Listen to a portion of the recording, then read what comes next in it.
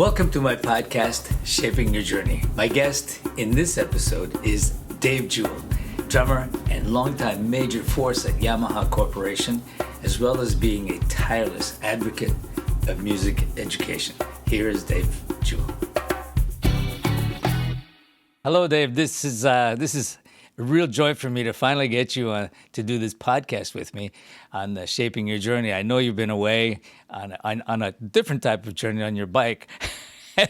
But before we talk about the long and winding road, as they say, tell us a little bit about where this all started for you. You're a drummer, of course, but where was that initial spark? What got it going for you?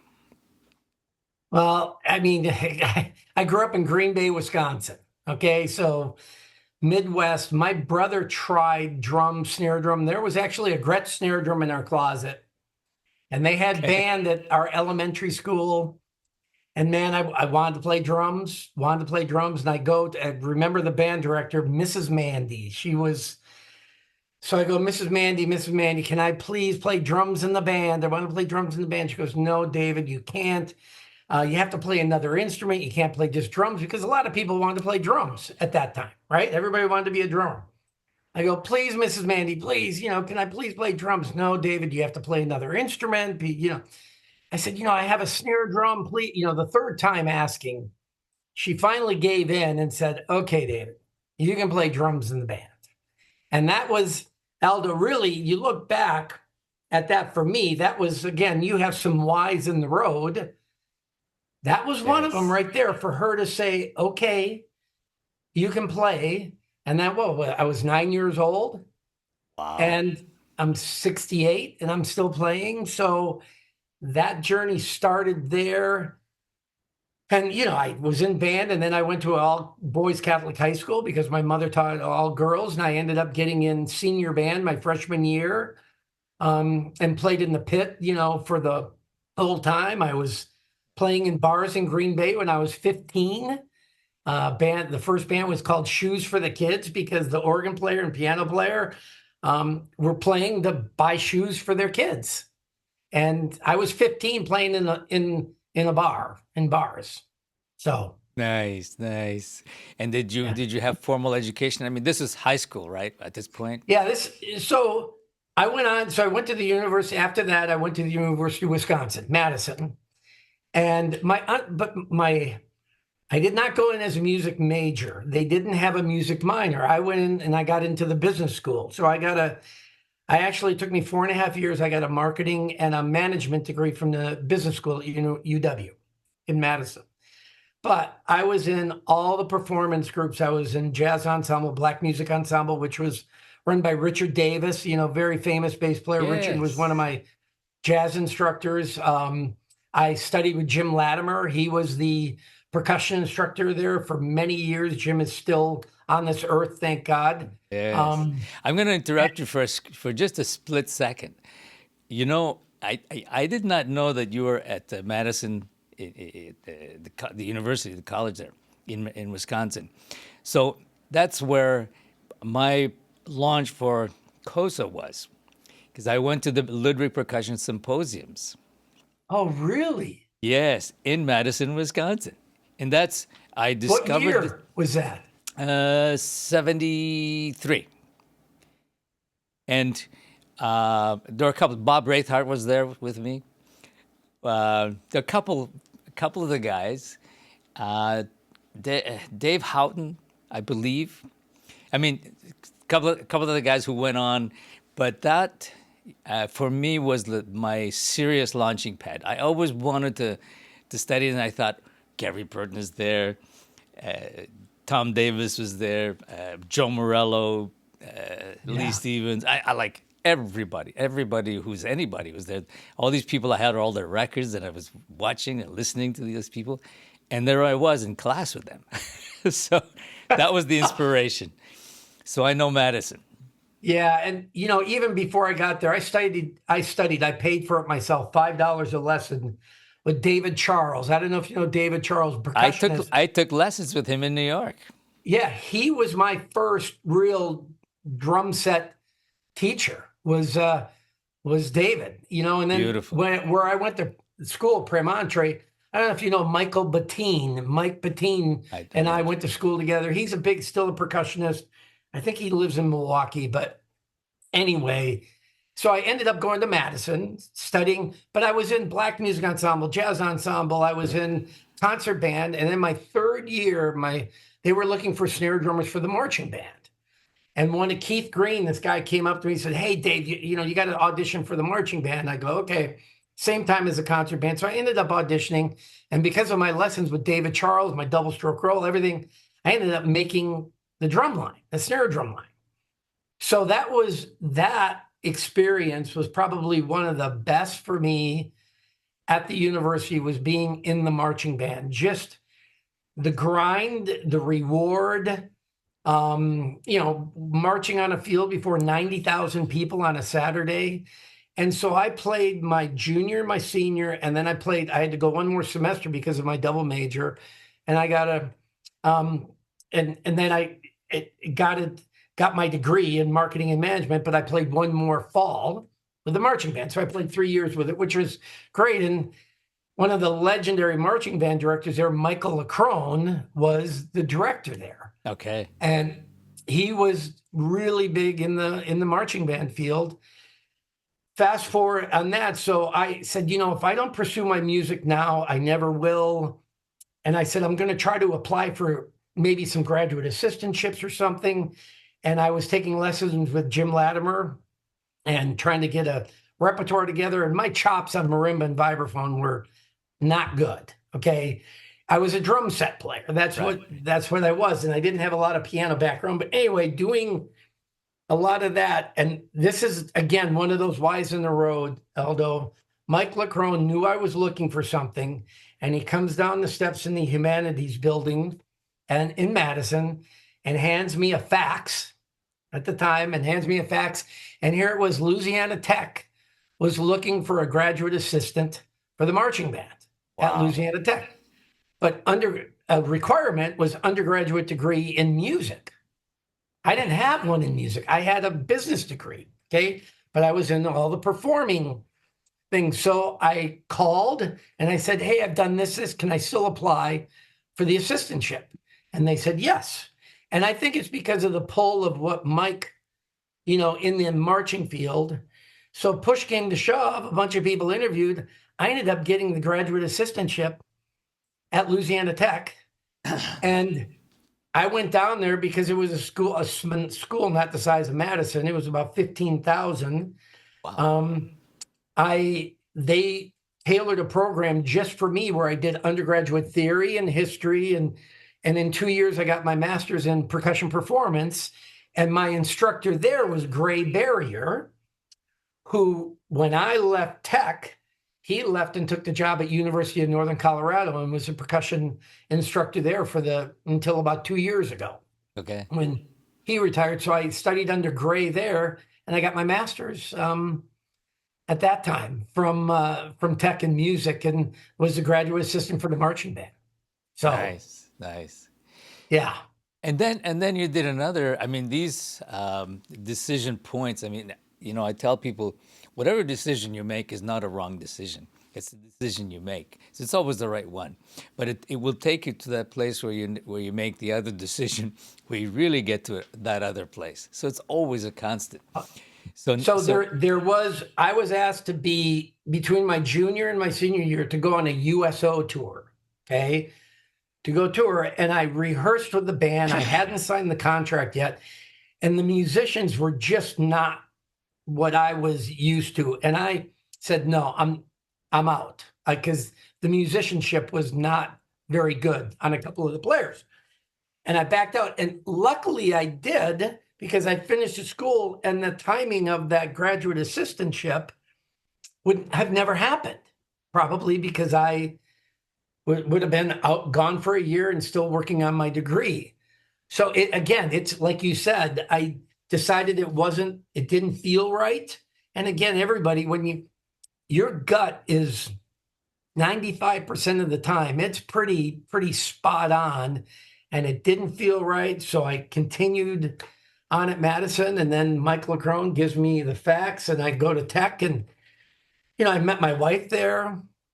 She was her dad was a band director. She was a flautist and worked in was in the marching band as well. So it was a great experience going down there for the 2 years that I did. And everybody said, "Here, you're a Yankee. You're gonna go down there and just get chewed up and spit out. You're never gonna last." And and it was great because I immediately got thrown into being in charge of helping with 250 people in this marching band.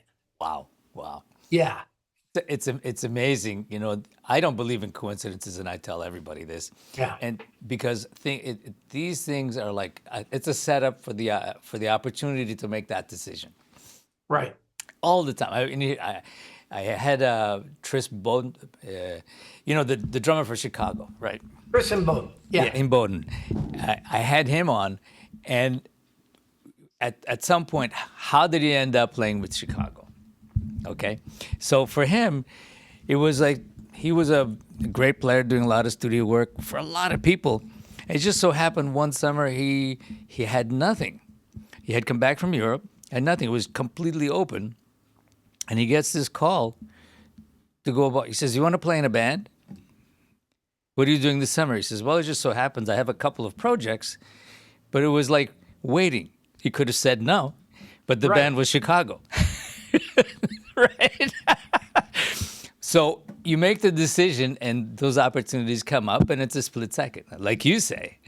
Your gut feeling, deep inside, You know, and so anyway, just I'll wrap this up. Try to not be too long. But after Tech, I dated a girl in Wisconsin for a long time, and she was in Arizona. And I said, "Okay, let's go see if it's going to work out there." And I moved to Scottsdale, Arizona.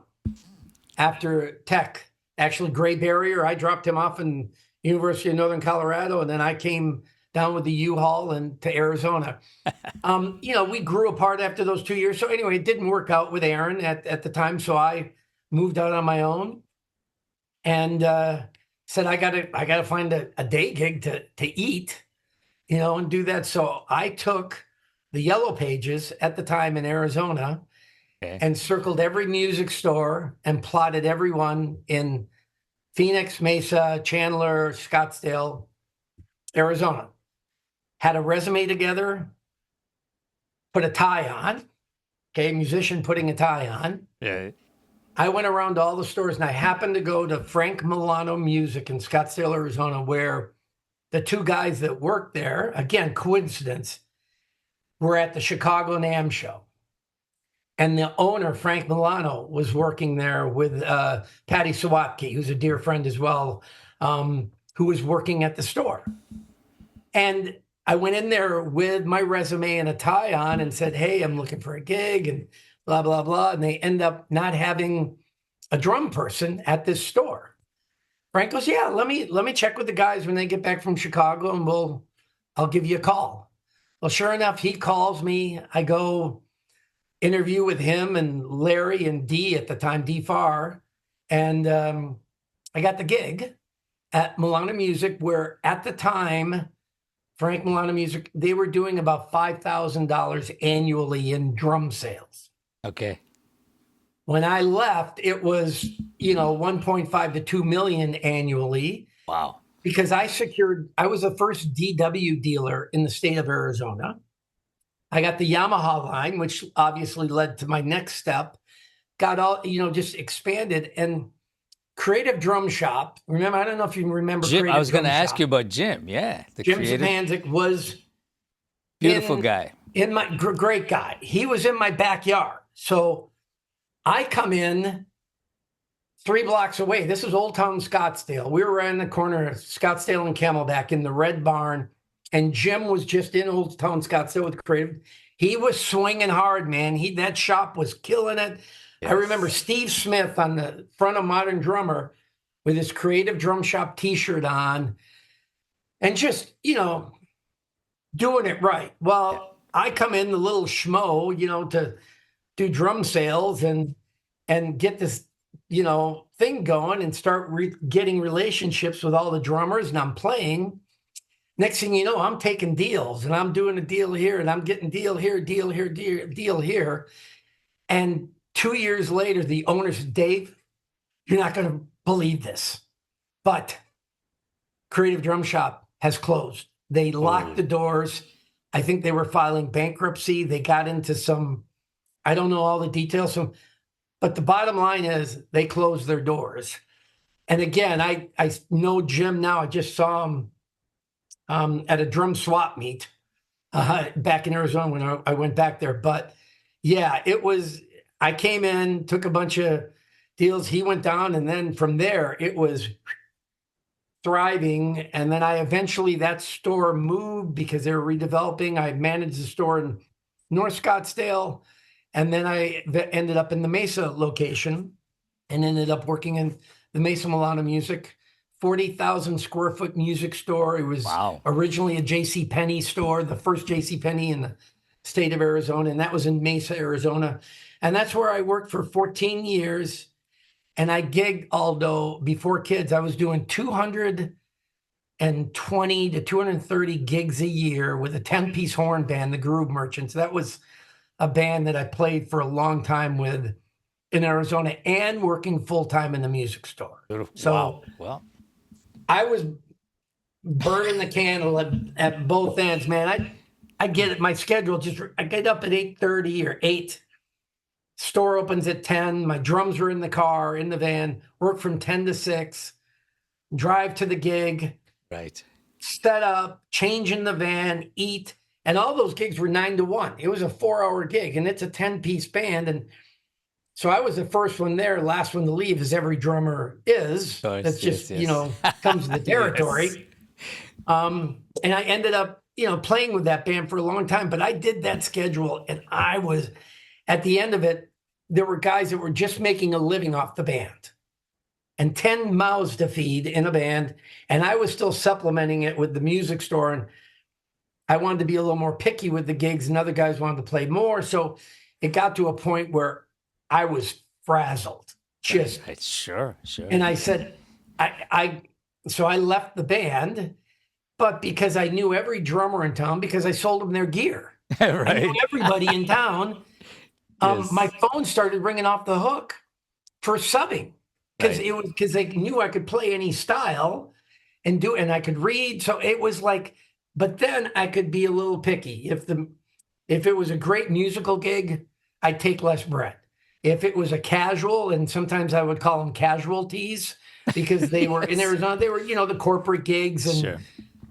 all that type of stuff. I would ask for more money so I could be a little bit more picky. But Nice. when I was doing that, I talked to my wife about having kids, and she looked at me and she said, "We're not having kids on that schedule. You're never here. You're not here. We're not having it on that," because I was playing so much. And Sure. then Dave, you doing music remind store. me. You remind me of my wife and I. We're celebrating our 30th this year, but it was funny because she would be pregnant, and her mother would say, "We have 3 kids," so her mother would say, "When did that happen?" Yeah, He said, "Aldo's never here." right. Well, I tell my wife I was just in it for the fun. Oh no, I'm Yeah. just kidding. Yeah, right. No, but Yeah, I mean, I have that's a hard question. That's a really hard question, a situation. So how did that? I know you have kids, but Yeah, so we ended up having 2 children, Katrina and Jesse. Blessed, 2 incredible kids, and my daughter Katrina. Long story anyway, is married and blessed us with 2 grandchildren. So I have nice. a 4 and a 2-year-old granddaughters that are just amazing. But after that time in the music store, and again, everybody has this feeling of where you are in your career, right? Right. And this was a family-run music store, and Frank's son Mike worked there, and my head was hitting the ceiling. Kind of I couldn't go any farther. I really enjoyed the gig because it wasn't like selling washers and dryers and you never saw a customer again. I saw customers Sure. over and over, and I still have so many friends back in that area. had a really great repertoire. So I hated to leave it, but I wasn't really advancing or going anywhere. So for 2 years, Aldo, 2 years, I was off on Wednesdays and Sundays. For when I started at Milano's, I worked 6 days a week. And finally I said to Frank, I go, man, I mean, my day off, I do laundry, I buy groceries, and then I'm back to work. And he was okay with it. I took so Wednesdays and Sundays were my day off. And so on Wednesdays, about 12 years in, I started networking, getting a resume together, calling, putting stuff out to say, what is out there? And there weren't a lot of, I dealt with a lot of the manufacturers, and there were some I really didn't want to work for because I saw the internal workings of them and how they treated some of their employees and their district managers and stuff. So there were a couple companies that I wanted to zero in on, but 2 years, Aldo, on my Wednesdays, calling, Wow. networking, doing, and then finally David Vi, who was my Yamaha rep. I don't know, David. Very Vi. well, yes. Yeah. David Vi then went to work at Sabian in Canada. And then Leslie Butts was one of our reps as well. And Yamaha started calling a couple, because David Vi used to work for Yamaha, Yes, obviously, because he called me at the store. And my name came up when Yamaha was looking for a product manager for Yamaha drums and an artist relations manager when they were moving drums from Grand Rapids, Michigan, the drum set division, to Buena Park, California. Right. And so my name came up and everything on that. So this is a crazy story. So I'm 2 years, I'm almost like ready to give up, Right. because we do a family vacation in Wisconsin. It was our first one that we did with all of my siblings and their kids. So we're in northern Wisconsin, and this is at the time of answering machines. There's no cell phone, there's no pager. This is 1997, okay? And we're on vacation. We come back home on a Saturday, and here's our answering machine. Oh, let's check the messages. And here's a message from Jerry Andreas at Yamaha saying, hey, we heard your name came up. We're looking for a product manager for Yamaha drums. Give me a call. He left the message on Monday. This was now Saturday. Right. And I'm like, oh, no. And I'm like, call the phone, and I call him up on Monday. I said, hey, I've been on vacation. Have you found? He says, no, don't worry about it. We haven't found anybody yet. We're still looking. We'd love to fly you out for an interview. So I flew out 3 Wednesdays in a row. And on my third interview, Aldo, I had 5 people from YCJ, which is Yamaha Corporation of Japan, and 2 or 3 from YCA, Yamaha Corporation of America. I had like 8 people in an interview drilling me.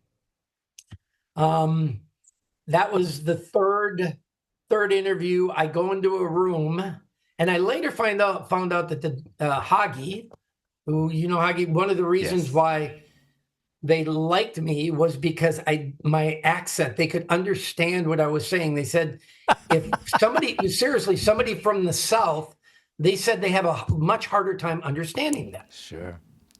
So on my third interview, after I'm done, I go into a room with Jay Wanamaker, if you know Jay Wanamaker. Yes.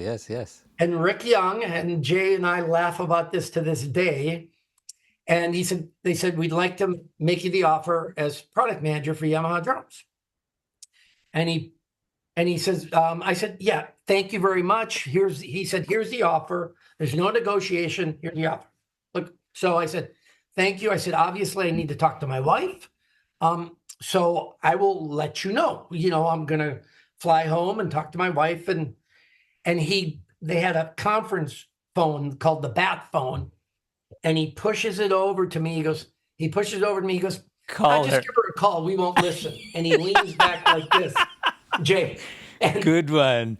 And I said, no, I'm not, and Jay said later, he goes, we were trying to close you right there we wanted you to take the gig and not walk out and say and think about it, but we were trying to close you. And obviously then I took the gig. But when I walked in on that third interview, this is Joe Testa, who got the job as the artist relations manager. Yes. And I didn't really know that there was another position being hired at the time, artist relations and product manager for Yamaha drums. So Joe, I'd never met. Okay. He's walking out of the building and the receptionist is saying, "Hey, congratulations, Joe, on the gig. Congrats, blah, blah." And I'm thinking, oh crap, he got the gig. He got my gig. And I'm just coming in for kind of a, just an interview, but he got my job. But then to come to find out, he got the A&R gig and I got the product manager gig. So Joe and I started on the same day, October 1st, 1997, in Buena Park, California for Yamaha drums. And it was Jerry Andreas as marketing manager, me as product manager, Joe as artist relations, and Prudence Elliott, who was our admin. And Prudence is still working at Yamaha to this day. And Joe and I are dear friends, and Jerry and I are dear friends. So Joe is great. Yeah. And it was then a 24-and-a-half-year journey. I have a question. At Yamaha. Steve Edelson, where was that? Where was he in the picture? Because he was out in LA. Was the product manager for the drums in Grand Rapids, Michigan. No, Steve Edelson, right. Steve Edelson. He was the A&R person for the drums, but God, was it Steve Edelson, I think? But they didn't want to move from Grand Rapids to California. And that's where the two positions became open because they didn't want to move. There was another name that was product manager and A&R, and they didn't want to move. So I think Steve later said that was not a great decision on his end.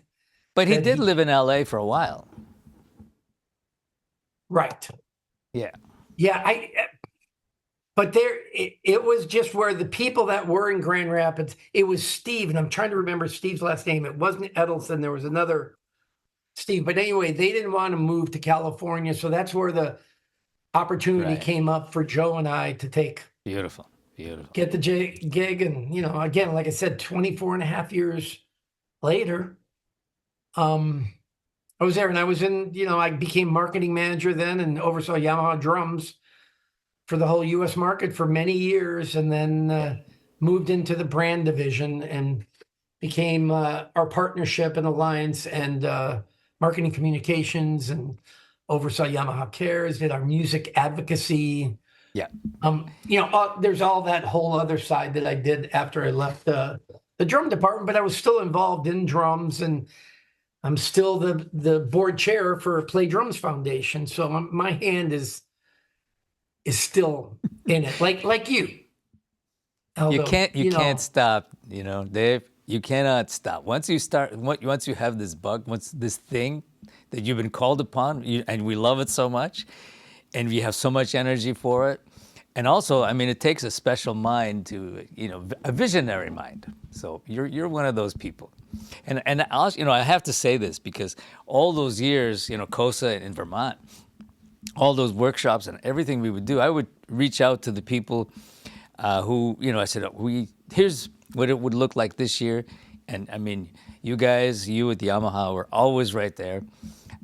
It's so nice to work in collaboration, it's like making the Italian spread, and everybody comes to eat, everybody brings to the table, everybody's happy, everybody goes away like a different person. That's the way it should be, right? Yeah, the industry has changed, and you probably have seen the industry is definitely changed. And again, it's not, with Yamaha, like you said, it was like family. Yeah. We'd go to shows and it was family. And, another family, Armin Zildjian, was a dear friend. I was a Zildjian endorser for a long time because of Armand. Right. But he walked into that Scottsdale store, and here comes Mr. Zildjian walking in, and I'm like, oh, Mr. Zildjian, oh my God, and shaking his hand, and he found out I was a golfer, and a month later, 2 weeks later, if there's a Sunday morning call and it's Armin on the phone. He goes, hey, you want to play?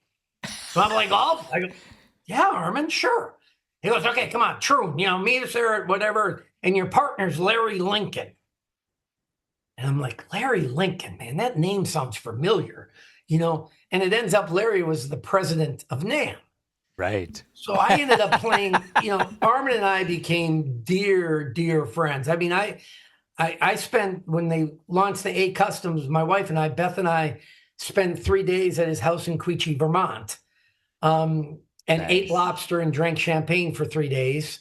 I'm pretty sure the timing, my daughter was conceived at Armin Zildjian's house in Queechee, Vermont, because of the timing when my daughter was born. So you can thank him then. I can thank.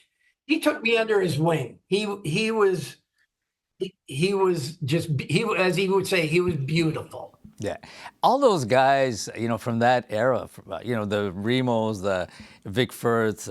I mean, they were like Joe Collado, like all those guys. Seeing them at the shows, and we grew up. I mean, all of us grew up with all of those people.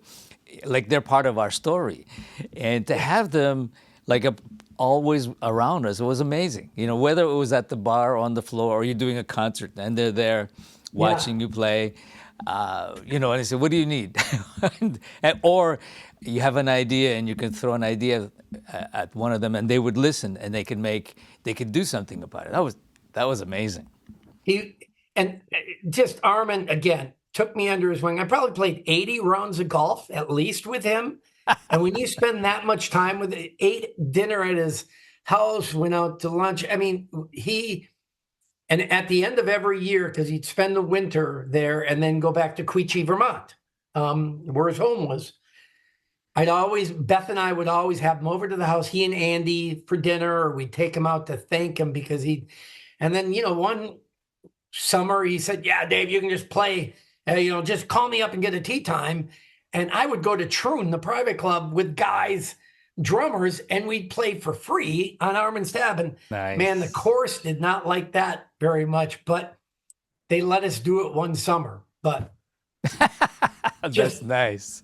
But this is okay. So, and I have the two 370th and 375th cymbals here signed to me from Armin that I treasure, that I have right here. I could flip the camera around, but they're right here. It's just pretty cool. But I have to share this, and Armin will roll in his grave, and he does every time I tell the story of Armin. Okay, this is a great story. So I'm at Milano Music in Mesa, and we are having John Bonham as a drum clinic. Okay, so this is John Bonham in his early time doing stuff. He was a DW guy, and he was a Zildjian guy. Okay. So Armin goes, I'm gonna come over to the clinic. I'm gonna come to the clinic because he was playing Zildjian cymbals. Okay. So the store is crawling with people. There's like 300 plus people in the place. The place is just, and half of them are guitar players because they want to find out the story of Led Zeppelin and what was that like? What was your day? All this stuff besides just him doing a drum clinic. Armin goes, I want to say, Jesus, JC, what are all these people doing here? What are all these? I go, well, Armin, it's because of his dad, And he goes, who's his dad? No. That's funny. Who's his dad? And I go, Armin, his dad was John Bonham. This is Jason, his dad was a drummer for Led Zeppelin. He goes, didn't say anything, but roll every time. I mean, he had no idea who his dad was because his dad played Paiste cymbals. Of course. He wasn't one of Armin's guys. And Armin said, about Jason, who's his dad? And I go, well, it's John Bonham, the drummer from Led Zeppelin. And he, oh my gosh. Okay, don't. So again, he's yes. He's like, please don't tell that story again. That's funny.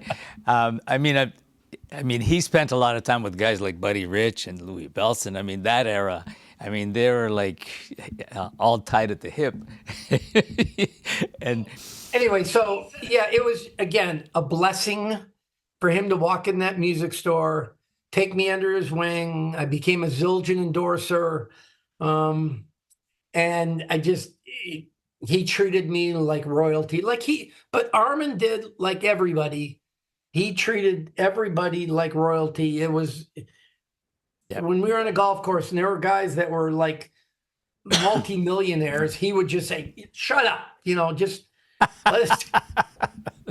So anyway, it was great. It was great knowing him. And before he passed away, we went back to Arizona and I called Andy and I said, hey, I'd like to see Armin. She goes, let me check. And she goes, he'd love to see you. And I went to his house in Troon and he was in bed. And at that time, he had lost all his hair. right. He had Mr. Clean. He had an earring in and he had oxygen, I think, at the time. And he was in bed and I sat next to the bed and we laughed for 30 minutes. Yeah. And that was the last time I saw him alive. Then he passed away right before Christmas, I think. Yeah. So I mean, all those guys. I mean, it was just incredible the history because they made history. I mean, they created that whole community, right? So at first when you're growing up and you go to these shows like the PASIC shows of the NAMs, and as you're a student and then as you grow into being a professional, a respected professional, and you're actually sitting with them at the bar, and sharing the stories with him and Bob Zildjian also. Lenny, remember Lenny DiMuzio? Lloyd McCausland, Lloyd, and Jim yeah. Coffin. Jim Coffin. Yamaha. Those were those other four guys were like they had an acronym for them that I won't say, but anyway, they were guys in the industry that were shaking and baking and making it work. And the nice thing is that they're active. They're right there. They made the decisions quickly, made everybody feel like they were important, right? And any input we put, and even if it was a minor thing, they really appreciate it and would do something about it. Whether it's a different cymbal thing or a stick configuration or something on the drums. Those of us who spent a lot of time. I mean, most of us drummers I think our community is different than most, as you know. I don't have to tell you that we'll share things. I'll call somebody. I says, I got this great idea. Come over. I want to show you something. Others would do the same thing. I had so many ideas that I developed that during COVID, actually, I finally had the time to patent half of them. So. You're kidding me. How many patents, Aldo, do you have? Now 2 are finished, 2 and done. I'm working on there 2 others that are in course. But I had like 7, 8 ideas, and I said, okay, I'm going to concentrate one at a time. And I've been presenting them. One is a music stand for mallet instruments that I licensed to Manhasset. Oh, wow. And another one I can't talk about just now because I just presented it, but there's a couple of others in the works because it's so laborious, the legal stuff, part of it. Brutal. But it gave me the time to be able to do that. Do it. Yeah. Yeah. Yeah, you talk about, you don't think it's that difficult trying to get a patent. Well, oof. We were Percussion Marketing Council. So again, I'm back to Play Drums Foundation, which we were a 501c6. Okay. We were a member organization. So we would ask for membership and we would get a grant from NAM to do the programs we've done for 20 years. Yes, okay. Yes. I've been involved for like 15. And recently NAM has, changed with new leadership. Things have changed. So our grant has substantially, shrunk. And one of the things we decided we needed to do was change from a 501c6 to a 501c3, which we did. And Dendy Jarrett, Dendy Jarrett? I know the name. I can't. So he was at Slingerland, and then he was the CEO for Gibson Gives, and now he's the CEO for Give a Note, Okay. both nonprofits in the world. So he's dealt with that. But Dendy did all the heavy lifting because he's our new executive director Okay. for Play. Now we're Play Drums Foundation. A little plug here: Play Drums Foundation, as opposed to Percussion Marketing Council. And Dendy's our executive director. Antoinette Full, that was Yeah, for about I the know. last 4 years. And Carl Dustman was for a Yeah. long time And before that. just talking about Carl, I've known Carl for many years. He was actually the behind those Ludwig percussion symposiums. That's where I first met him. And I've Yep. known him since. And we've weaved in and out. Yeah. You know what? I love Carl to death, man. He's Carl. You're not going to change him. And every time I got an email from him, depending on the capital letters and the bold and the colors, and I said, Carl, I can tell what kind of mood you're in just by the context of your email that's coming in. But Yeah.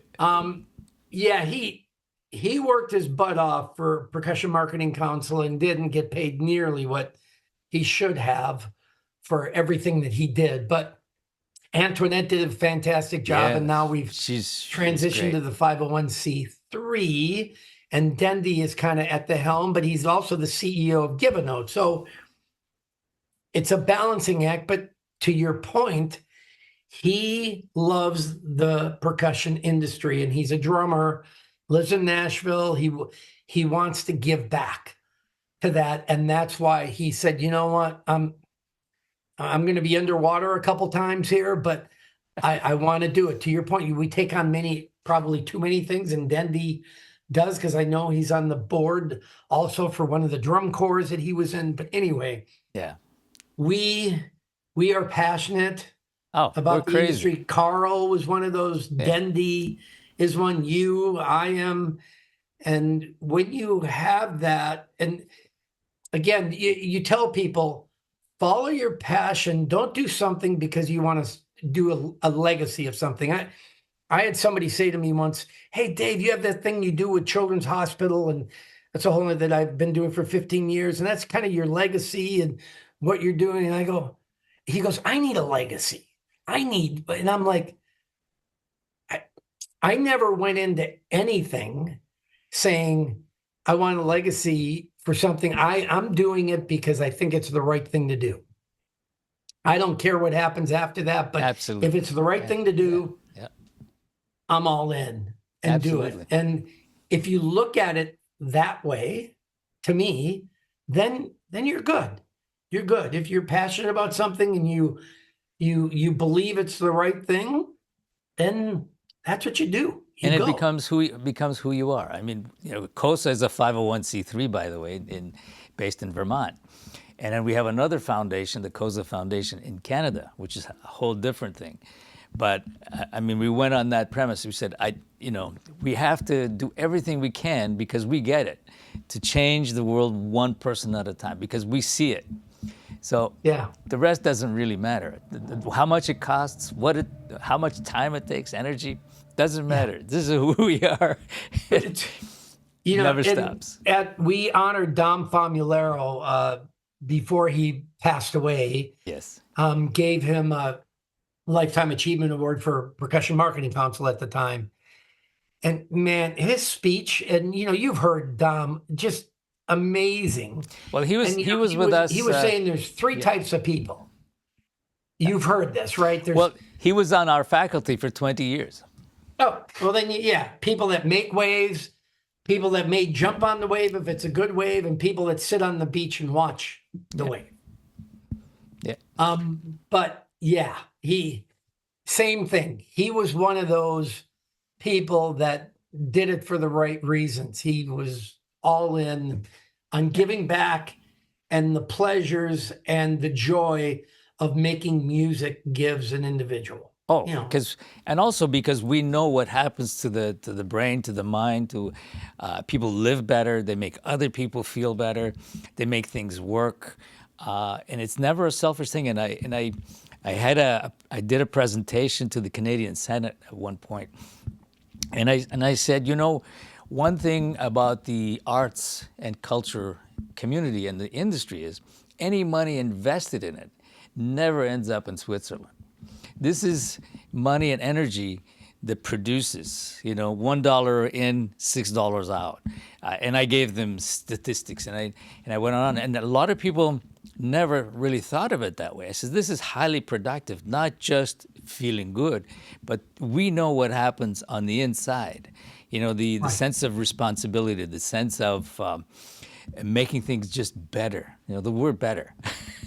Think about that. Sharing. Yeah. And also, the other thing too is, if everybody is okay, then you're okay. Not the other way around. If Right. you're okay, doesn't mean everybody's okay. And you can't be okay if everybody's not okay. Now, if you work on that, just because that's the greatest thing to do, and you feel really good about it, sometimes you get respected for it, and you make great friends while you're doing what you love to do anyway. You're going to do it anyway. Right? Aldo, you mentioned that, and to me, one of the most impactful things I did at Yamaha. I mean, Yamaha drums. There's a lot of things that were great, but one of the ones on top was the music advocacy work that I did in Washington, D.C. And I went the first year because of Percussion Marketing Council, and then after that, representing Yamaha. And I went probably 10 years to D.C. Right. advocating. We got ESSA, Every Student Succeeds Act, a federal law passed in 2015 that had a child is entitled to a well-rounded education. For the first time ever, music and arts were two subjects called out as part of that education. And then NAM asked me to lead a team in Sacramento, along with Barbara White, from the CFO from Taylor Guitars. She and I led a team in Sacramento doing the same thing. So I think that work that I did there impacts more children's lives than pretty much anything I've done. And I'm on the advisory board as well for a high school here called Nova Academy. Okay. And I was on exit interviews for years because a friend of mine is a CEO.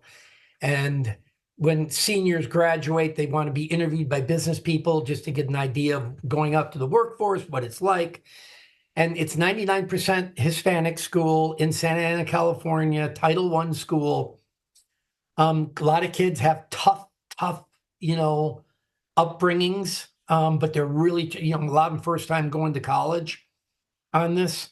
So they asked me to be on their advisory board, but they had zero music programs in the school. Yeah. And I said, that shouldn't Renee, be. I can't do this if you don't have any music. It's against what I preach in Sacramento and in Washington, D.C. But if you're open to bringing in music into the school, I'm in. She goes, absolutely. So I worked Aldo 2 years, and I got the Guitar Center Foundation grant, and I started a mariachi program Nice. at Nova Academy. Got violas, guitarones, and guitars, 30 instruments donated through the Guitar Center Foundation for the program. They hired the teacher, and I just got Yamaha to donate 4 violins, 3 trumpets to round out the program. And it's a huge hit, obviously. Sure. At the school where they Beautiful. never had a music program. So I look at that too, and I go, man, that's going to impact kids for the next 30 to 50 years. And then some, going through that also the school. generations too. I mean, and that's so nice to hear. I always admire, corporations, companies that understand that part, because obviously it will in the end help them because you buy the instruments and all of that. But really, in the end, you're making the world a better place. Yep. And if they understand, and I know Yamaha is really, all the years that I've had dealings with you and anybody at Yamaha, including the ones here in Canada, same idea. They're all focused on that, which is beautiful to see. I'm going to thank you. Yeah. And it's great to see. But yeah, you did. Yeah, it's just, I felt great when that happened. The school, it was really a cool experience. So that's good. Again, we give back, and I'm in 4 nonprofits, Aldo. I know you have your 2, but I'm involved in 4 right now. So I'm retired 3.5 years, but it's it keeps me busy, keeps me on my toes. Nice. Well, I say, you're tired and then you're retired because you continue, you continue. But that's okay. It's okay, like I'm doing a lot of cycling, and I don't know if I just rode this morning, and then I got your text. I'm like, oh, I have to, yeah, okay, turn around, come on back, take a shower. But in 2023, I rode with a group of people for multiple sclerosis, for MS, to raise money for that, and for type 1 diabetes, what I call Katrina Cures. I've been doing for 17 years with Children's Hospital. We rode from Vancouver, Canada to the Mexican border Wow. on a bicycle. How long did Took that about take? 2 months we were gone. That's 2,200 miles, over 100,000 feet of climbing. It was an amazing, amazing experience. I wouldn't do it again, being gone that long, but it was amazing experience. So again, retired. I'm doing a lot of cycling. I'm still playing, but yeah, it's all good. yeah. My stock line, people say, "So how's retirement?" And my stock line is, if it was any better, it would be illegal. People think like, Nice. oh, Yes. Yes. like, really? Oh, okay, it must be good. No, but it's true. At a given point, once you've collected all of this experience, all of this wisdom, and the network of people now that you can call upon for anything, which is important. We're part of Yeah, that network. If somebody calls me and says, "I need this," I don't ask any questions. If you call me, there's got to be a reason, and you know what you're doing. I'm in. Of course, yeah, there are certain things you don't want to get involved in, but and after all those years, you have that. And then to put it away and lock it up and throw it out after those years, Dave, that doesn't make sense. This is now you can be really valid to the world, to yourself, to the people around you, to anything yeah, that you can make work and happen. Hey, yeah. And what we're doing now, just sharing that experience. I mean, again, there's those whys, but I know it's cliche, but follow your passion. And I always followed I want, again, at Madison, I had a job offer to go in corporate world, or do I stay another semester and work on my chops and try to get a graduate assistantship somewhere? Um, and that happened. But yeah. I said, if I don't pursue my music now, I never will. And I did, and I'm still here. Deep inside, I mean, we know, and sometimes we don't listen to that voice, to that. It's really your gut. I mean, Yeah. and that very same thing. Many other people I speak to, hey, who had those kind of crossroads.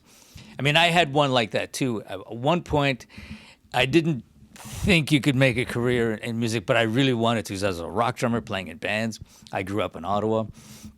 And I started taking lessons. I said, I really want this. And I was discovering classical music, world music, everything, jazz. And then I said, well, let me just try to get into university. I didn't really have the background. And I was let in by some miracle, I guess. And then I went to that camp. And then I had a summer job working in retail. And I turned this place around, like, huge. So then they were offering me all kinds of things. But I would go to places where people are playing, and I'd see my friends play, and within 30 seconds, I would get into like a mini depression, because I see them having so much fun, and they're offering me a car, they're offering me all of this stuff, and it was really not speaking to me. I said, I'd rather be doing that. So then I said, I quit the band. I got accepted in Montreal at McGill, and I ran for it. Because I said, the worst thing that can happen is nothing. But if I Right. don't if I don't go that way that's telling me, I will always say, I would have, could have, maybe, I should have. No, then you could say, if it doesn't work, it's also possible. You say, man, I really gave it my best shot. Didn't work. There's got to be something else, obviously better for me. So what was the retail you did? And here you are. What was the retail gig you did? Clothing. And you were and you turned the store around. Yeah, yeah. Yeah. They were amazed because they opened up what they call the sportswear department. It was because I used to go and I used to dress really well and I used to spend a lot of money, so I had to get a second job to buy clothes. So it's a weird story, but so when they offered me this job, I said sure I'll do it because I would get all this clothes like at a huge discount, so it would really be helpful. Yeah. and and then I thought, I'm really good at this, and then after a while, I said it really doesn't really speak to me. And then Yeah. when the moment came, when they offered me, they're opening up a new store, they wanted to send me to Toronto. It was a whole other thing that I don't talk about it too much, just because it was one of those moments that I said to myself, I don't want to be that guy. I can do it, but I don't want to. I can always go back to it or some form of it. That's Right. easy. But this is the hard one. This is the one that And that's one of your whys right there for you. exactly. Like Yeah. you did. I mean, all of us have that. If we listen to it, you can't go wrong. You cannot go wrong. You may have to make a few decisions, a few whys to say, okay, that brought me here. Now I Right. have to make that decision. And if you're sensitive to that and you understand that, you ask yourself the question, you get the answer. What's the Right. worst thing that can happen? Right. Right. And look at you. Look at you going strong, doing your thing. And look at all the gear. I mean, so you This is have my playground. so when I retired, I had 8 drum sets and about 50 snare drums. And I have since sold 4 of those drum sets and probably 38 of the snare drums because I'm looking, what am I, if something happens to me, my kids are going to look at it and go, what's that? Oh, that's a Akira Jimbo signature snare drum. It's worth $100. So yeah, so I actually, opposite of what you have there, I've actually gone the other way and purged a bunch of gear because I'm like, I don't need it. And I have a Musser Rosewood Marimba M100. It's a 4-octave. It's unfortunately it's not a 4 1/3 where it goes to an A. And I have a Musser Century Vibe, old with Oh, the I would old, like I heard that with the Gary gold Burton at bars. the time, the bars that I have are the sought after ones, which are not the gold, but the goldish to silver, that was like the bars. And I'm probably next year going to set them up and sell both those because I don't play mallets anymore. Yeah. The time I have, I'm playing with my EAD and playing in the garage. By the way, the EAD is one of the greatest things ever since the invention of the drumstick. So, again, short story. When that idea came out, and I call him the mad scientist sometimes, Athen Bilius, who was really responsible at Yamaha for the Motif synthesizer, very active, worked for Roland or Core, one of the two in Japan, spoke fluent Japanese. So Okay. that was a big, and he worked for Yamaha Corporation of America, worked on Motif. But he brought us down into the drum room and he had these headphones with what was called a personal record, pocket tracks duct taped to the top of the headphones. So it had a microphone here running out to a mixer and that was the idea he had of this thing. And it was Athen that had the idea. And I'm like, oh my God, if we come out with this, I'm buying one of the first ones. And I did. Nice. And I can't say enough about this unit. It changed my life practicing because as I would play with cans on and I'd play and I'd hear music here, but I couldn't hear my drums, and so half an hour, 45 minutes later, I'm like fatigued. Now I hear my drums live. They sound amazing. I'm an hour and a half, 2 hours go by, and it's like, where'd the time go? Sure. Yeah, And I'm shredding sticks and breaking cymbals. And I said to my friends at Vic Firth and to Joe, and to like Stacy at Sabian said, this is helping you because people are there playing because they're breaking sticks and cymbals, and what do they have to do? They have to buy new ones and drum heads. Remo, Bob Yerby and Chris Hard just saying, "Hey, dude, this is a good thing But for your stuff." oh, for me, it was amazing because I had a really funny situation.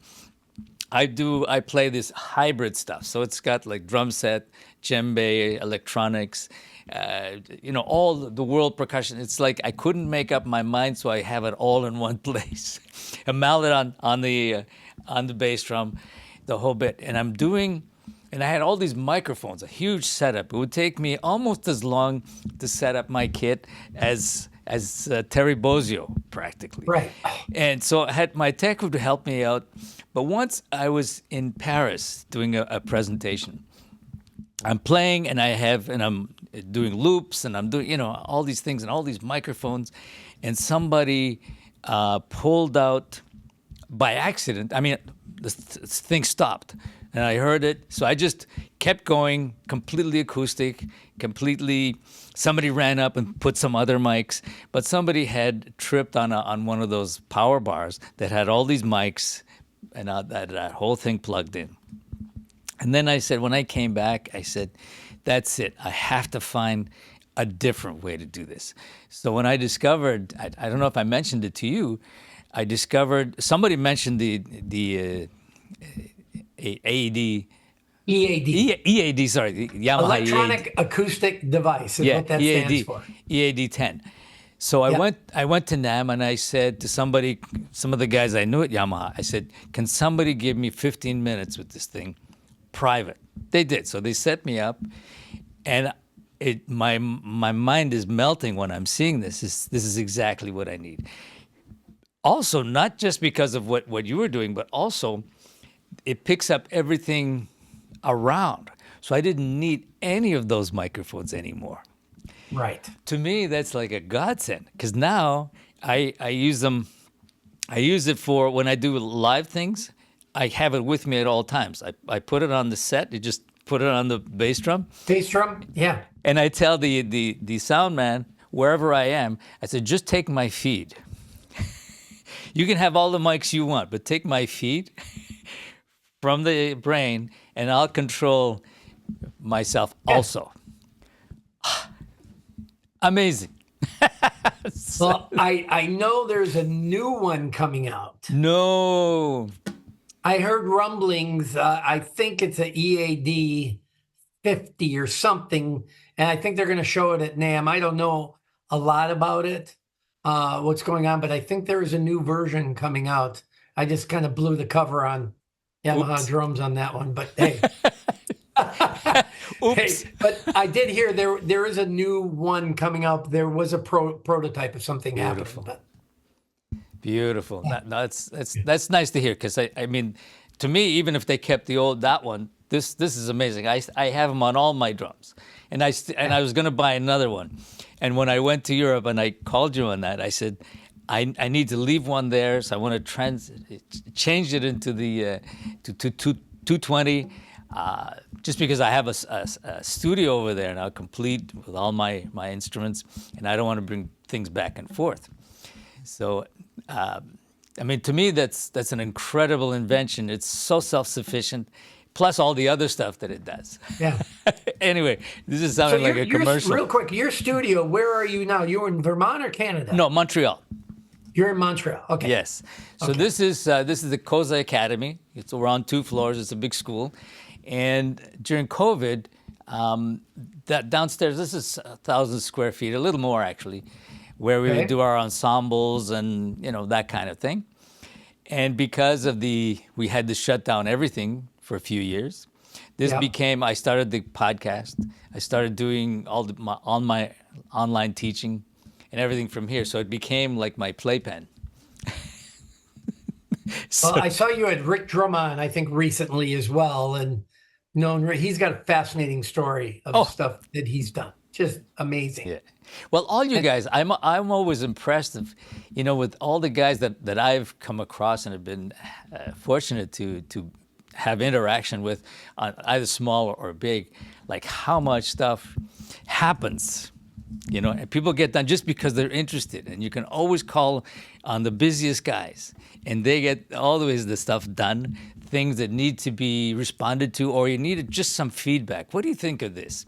Just to have an objective opinion on something that for you seems obvious, but it's not always that obvious. So you need somebody who, with some experience, say, "What do you think of this?" And it's nice to have people like that, like yourself and Rick. And It's like Brad Smith. He and I were on the executive board for a long time for Percussion Marketing Council. He worked for Hal Leonard. Yes, I His know him. brother is Chad. Yes. But he said, if you want something done, ask someone that's busy. Absolutely. Somebody always said that to me, and I would, we reach out to people about something, and they never get back to you for a week, a month, and you say, how is that possible? I'm the busiest guy I know, and I always respond to everything. Each day I'm caught up. Well, when I worked in the drum department, I was in charge of the department and doing it. And then when I went to the brand division and I worked with every department at Yamaha, same thing. I was floored. Like, dude, just please, just a simple yes, I can do this. No, just it shocked me actually, how lack of a response by some people on some things. I'm like, wow, Yeah. that's not me and that's not you. Yeah. But I think it's important. And I tell people, I can take no for an answer. There's no problem. Yeah. Yes, no. If it's yes, let's do it. No, you have your reasons. No problem. I'm That's not okay. going to, there's obviously a reason why you say no, but say no. It's easier to take because then you move on and you don't have expectations, and it's fine. Yeah, just I don't. Yeah, tell me if you can't do it and you don't have time. I'm fine with that. Then I go on to the next plan B. Yeah. So. Otherwise, you're hanging on because you're engaged in that conversation, and that it's like not hanging up the phone, right? But anyway, it's great. I mean, what I really enjoy is like seeing people like you who didn't just stop the day they retired from what their main thing they were doing. They just kept on going in another form, but still out there, active, curious, engaged. Yeah. Yeah, it's real quick. One of the things that started me on that was when my daughter was diagnosed with type 1 diabetes 18 years ago, 19. And I started I said, I got to do something, Aldo. I can't just sit here. Fast forward to, she never complained about having to take the shots. And, type 1 is totally different than type 2. It's an autoimmune disease. If she doesn't have insulin, she'll die. Right. So I said, I got to do something. And she never complained and always gave her shot. And the doctor would always kind of look at my wife and I like, most kids would go, this sucks. Why me? Why do I have to? My daughter, 2 years later, she's in the kitchen. She goes, Dad, man, my numbers are low. I have to eat. I'm not hungry. I don't want to eat. I look at her and I go, oh my gosh, Katrina, if that's even a complaint, that's it's the first thing I've, not really negative, but that I've heard from you in 2 years since you've been diagnosed. And at that point, for me, that's what kicked me in the butt to say, you got to get off and do something about it. And we just started as a grassroots kind of a 5K around the NAMM show, half marathon running. And 17 years later, we've raised $350,000 for research, and 100% goes to research. And we work with UCI, which is University of California, Irvine. But Dr. Mark Daniels, the director of endocrinology at Chalk, which is where my daughter was diagnosed, oversees the fund. So I'm blessed that they have done so well that they take all of our money, no admin fees, no nothing. It all goes strictly to research to try to find a cure for type 1. And we're getting closer. Beautiful. On that. So beautiful. It's, but I don't know why I got in, but it's those things, and I'm a captain of the MS team for multiple sclerosis. We have a ride next weekend. So I have a metric century on Saturday and then 40 miles on Sunday, but we've raised 30,000 as a team so far for that. So it's a great cause. My mother-in-law passed away from complications from MS. Yeah. And, and then I have Nova Academy and then Play Drums Foundation. Between those four, it's full time. It's a full, yeah. But you know what? It's what I want to do. I really enjoy giving back and helping people. I love that, and so it fills up my bucket for that. And you're doing it, and it's so nice to see, and I'm really happy that you're doing it and staying healthy at the same time, which is good. Good. Yeah. Well, as my brother, there was a World War II veteran that died just a year or two ago. His motto, he rode a bike every day till he was 93. He said, "When you rest, you rust." Ooh, good one. It's true. And I kind of follow that. Fantastic. Yeah. And I'm also very happy that you took the time to do this, because I know you're running all the time or biking all the running. So, but I do want to thank you for not only taking the time, but doing all you do, and also when I reach out to you every once in a while, I have something, you respond right away. So, except sometimes you don't know who to turn to for a specific thing, and you say, he might know, he might be able to help. And thank you for being there, like as we all should be. We should all be there. You know what? When you get emails through, I'm like, yeah, let me see if I can get through the smoke and help you on this. Yeah. So I'm always happy to do that. And I think, as I always say, to be continued.